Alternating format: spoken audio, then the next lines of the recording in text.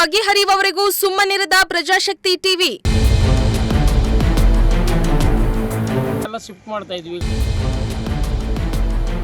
ತುಮಕೂರು ಜಿಲ್ಲೆಯ ಗಡಿ ತಾಲೂಕಾದ ಪಾವಗಡ ತಾಲೂಕಿನ ಸೂರಪ್ಪನಕುಂಟೆ ಬಳಿ ಸುರಿತಾ ಇದ್ದ ತ್ಯಾಜ್ಯಕ್ಕೆ ಕೊನೆಗೂ ಮುಕ್ತಿ ಸಿಕ್ಕಿದೆ. ವೈಎನ್ ಹೊಸಕೋಟೆ ಗ್ರಾಮಕ್ಕೆ ಹೊಂದಿಕೊಂಡಿರುವ ರಸ್ತೆಯಲ್ಲಿ ಸರ್ಕಾರಿ ಜಾಗ ಇದ್ದು ಇಲ್ಲಿಗೆ ನಿತ್ಯ ವೈಎನ್ ಹೊಸಕೋಟೆಯಿಂದ ತ್ಯಾಜ್ಯವನ್ನ ತಂದು ಸುರಿತಾ ಇದ್ರು.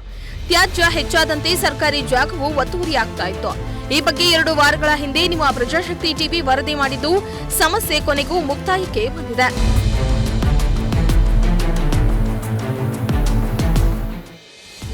ಇನ್ನು ತ್ಯಾಜ್ಯಕ್ಕೆ ಬೆಂಕಿ ಹಿಡುವುದರಿಂದ ಸಾಕಷ್ಟು ಹೊಗೆ ಬರ್ತಾ ಇತ್ತು.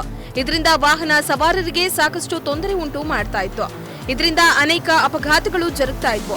ಈ ಬಗ್ಗೆ ಎಳೆಯಾಗಿ ಪ್ರಜಾಶಕ್ತಿ ಟಿವಿ ವರದಿ ಮಾಡಿತ್ತು.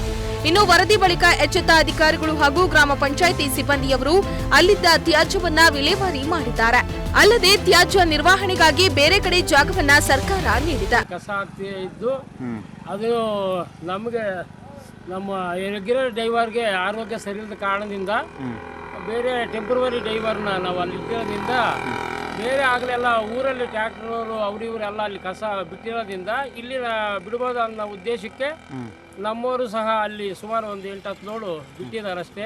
ಅದರಿಂದ ಬೇರೆ ಕಡೆ ಎಲ್ಲ ಶಿಫ್ಟ್ ಮಾಡ್ತಾ ಇದ್ವಿ. ಈಗ ಜನಕ್ಕೆ ತೊಂದರೆ ಆಗೋದಂತ ನಮ್ಮ ಗಮನಕ್ಕೆ ಬಂದ ಮೇಲೆ ನಾವು ಟ್ರ್ಯಾಕ್ಟ್ರು JCB ಇಟ್ಟು ಆ ಕಡೆ ಕ್ಲೀನ್ ಮಾಡ್ತಾ ಇದ್ದೀವಿ. ಜನಕ್ಕೆ ತೊಂದರೆ ಆಗಬಾರ್ದು, ಚೆನ್ನಾಗಿರಲ್ಲ ಅಂತ ಉದ್ದೇಶಕ್ಕೆ ಆ ಕಡೆ ಶಿಫ್ಟ್ ಮಾಡ್ತಾ ಇದ್ವಿ.